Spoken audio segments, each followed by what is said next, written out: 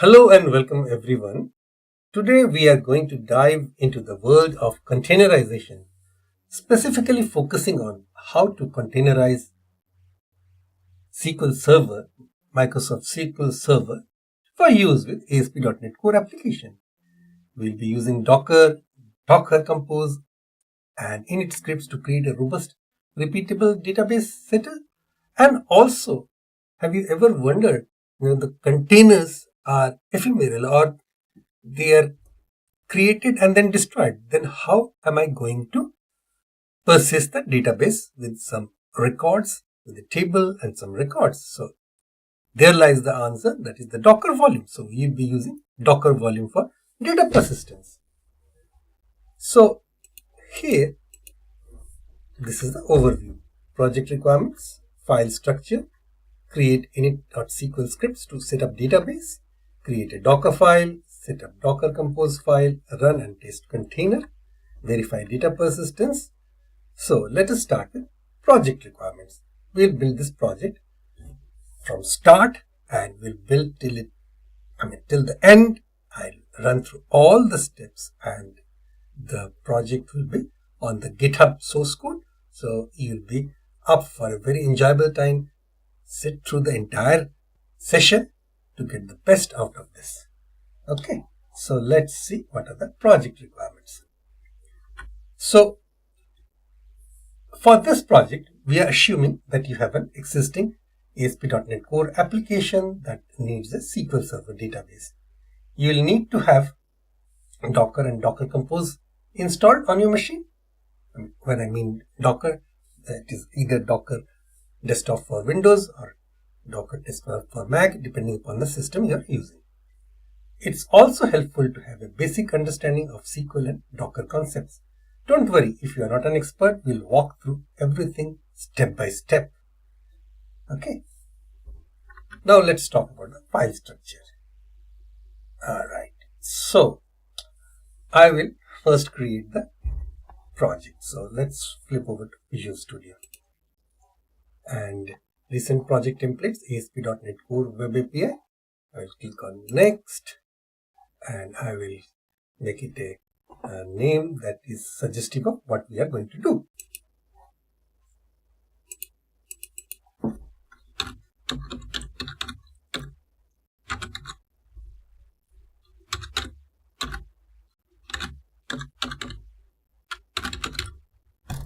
Let's give it a name, Dockerized SQL with data.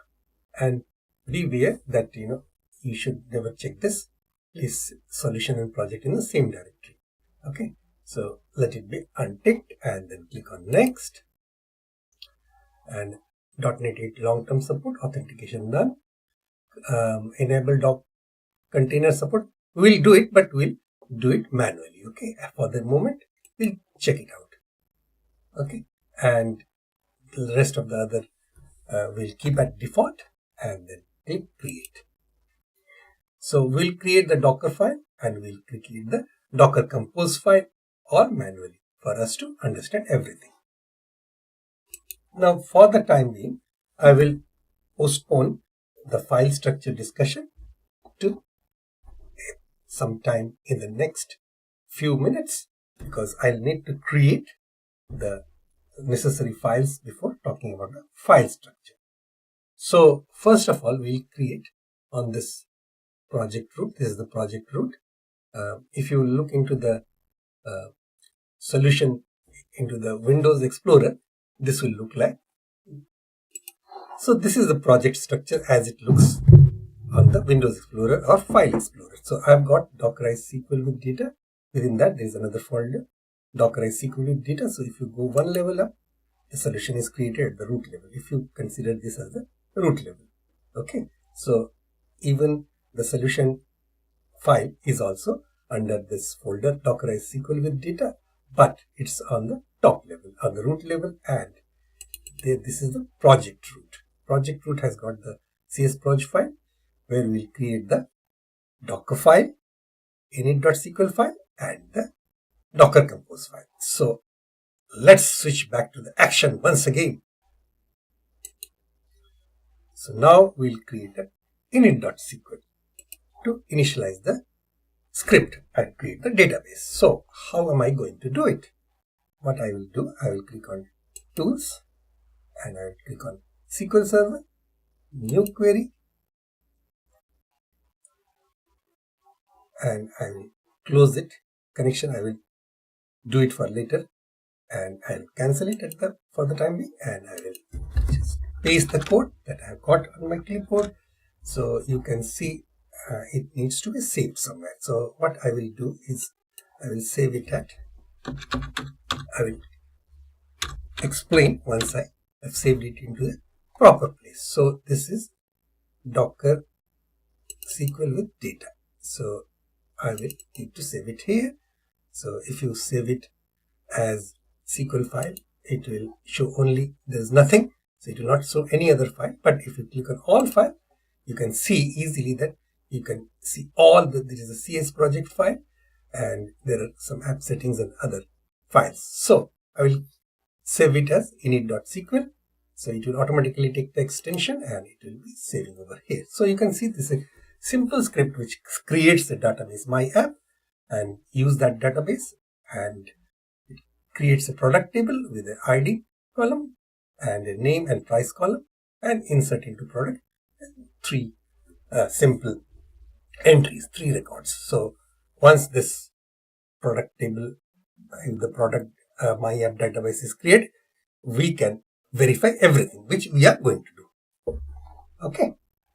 So next we will create the Docker file SQL Server.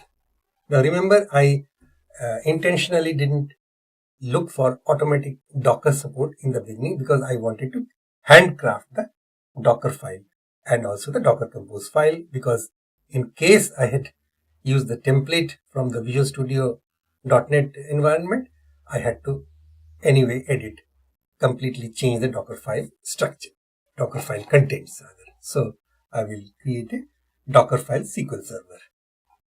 So how do I create? Add new item, and I will just look for a text file. This plain text file can take any shape. I will name it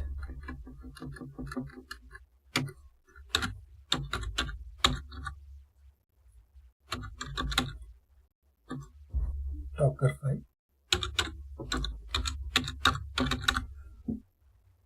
Docker file SQL Server. I click on add. It's added. You can see Docker file SQL Server. So this is a text file. So I shouldn't specify any extension. So I will recreate it.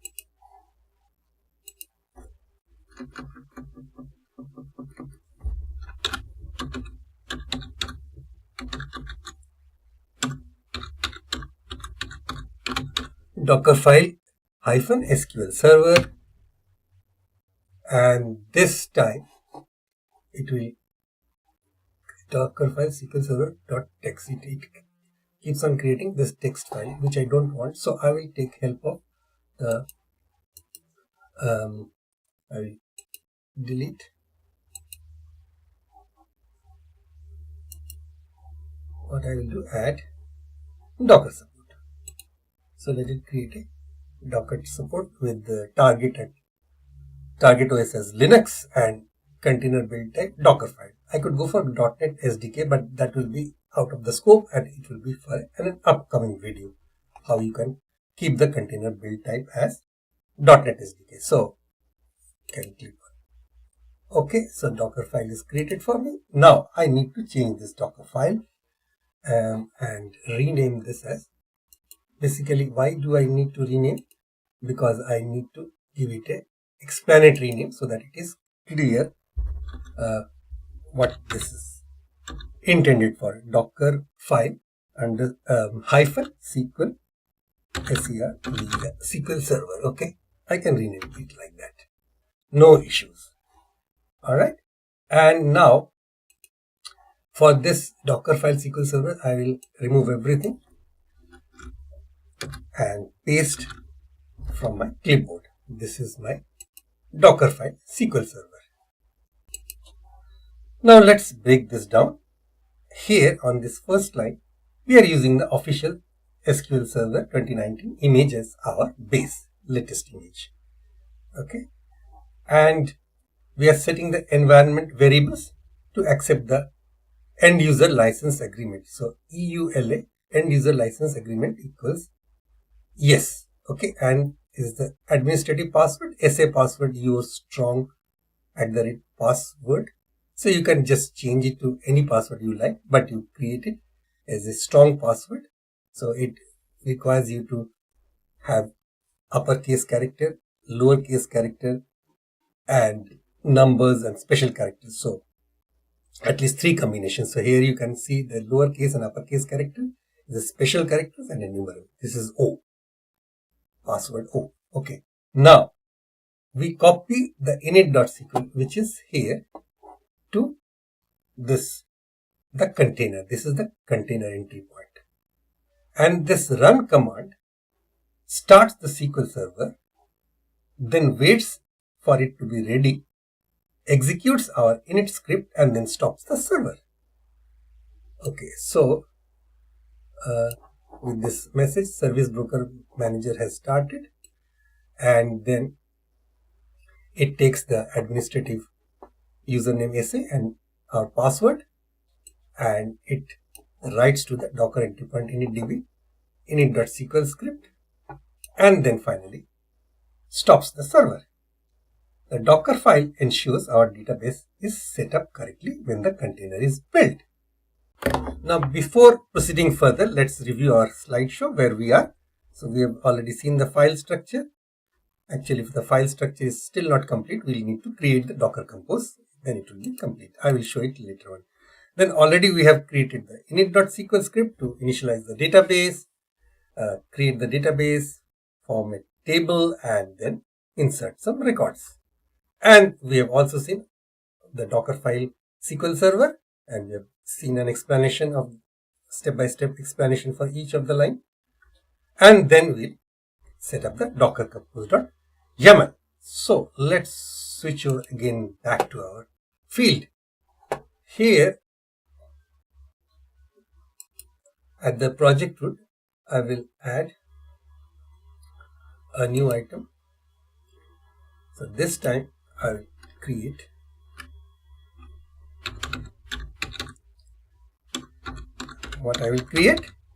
Docker Compose.yaml file. YAML or YML extension, both are the same.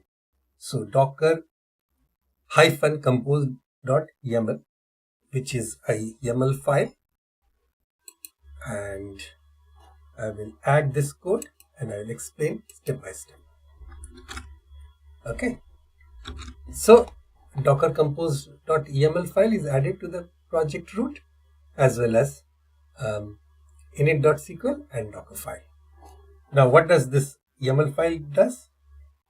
So it defines a service called DB, now which uses our Docker file. So I have named the Docker file as a Docker file SQL server. That's why the Docker file is Docker file SQL server, which is of the same directory where the Docker Compose file is.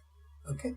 So if you have not changed the name of Docker file and kept the Docker file name as Docker file, then you would have to make it just Docker file rather than Docker file SQL server. You would insist with just the Docker file. Docker file is Docker file. And ports, this is the host port. 1433 is the port on the host computer, and this is the container port. And this is the volume that we are using. SQL data /var /ops /MS-SQL. Environment, we have got SA password and then accept end user license agreement. All right. So it maps the port 1433 from container to our host machine. This is the host machine, as I just said, and this is the container port. And it sets up the volume for the data persistence, and it passes our environment variables. Now let's run the container. So for running the container, I'll click on Tools, and I will Developer command prompt or developer PowerShell, one and the same thing in this case, and then I'll have to cd it, change the directory to Docker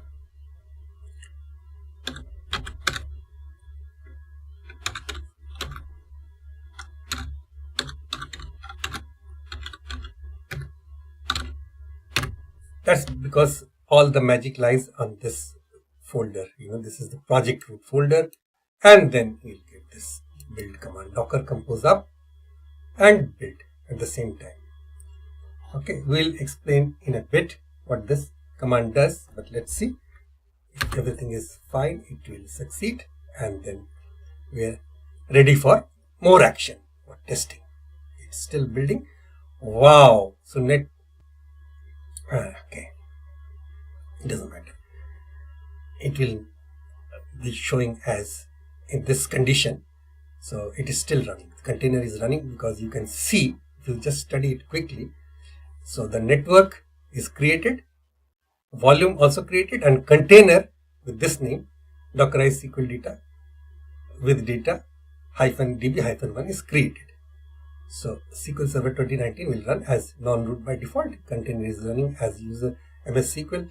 So everything looks fine because I don't see any error, which I don't expect also. Now, what we will do is the testing part, final part.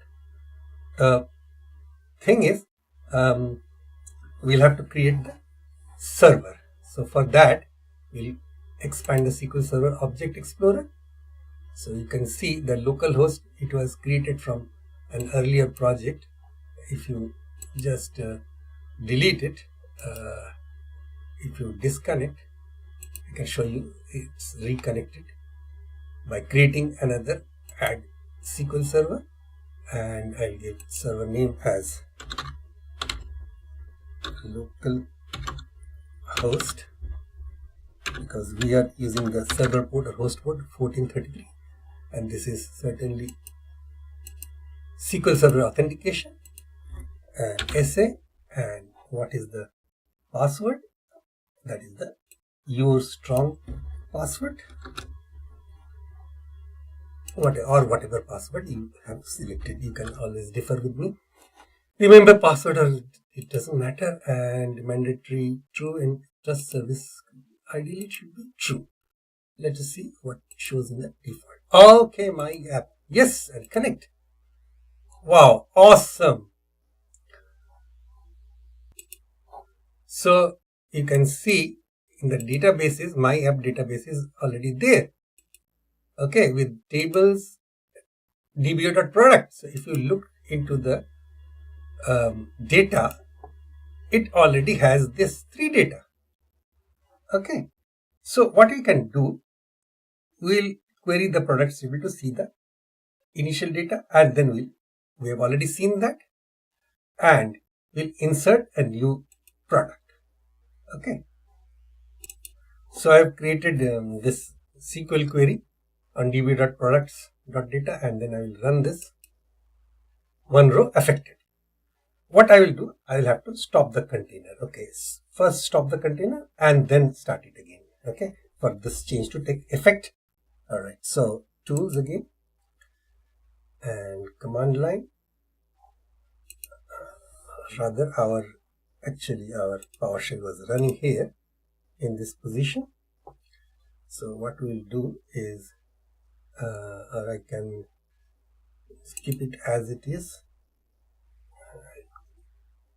Take a fresh this thing, developer command prompt or developer PowerShell again, and then cd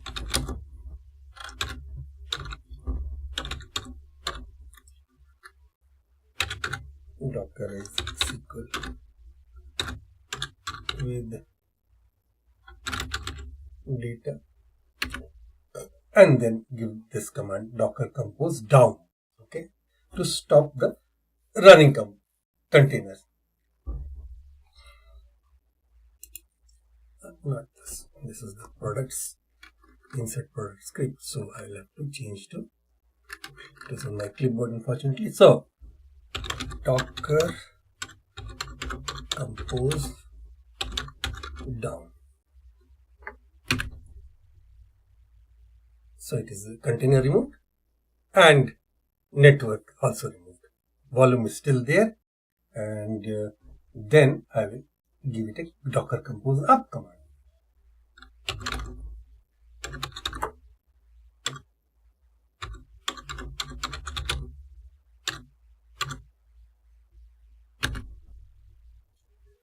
Again, the container and the networks are created.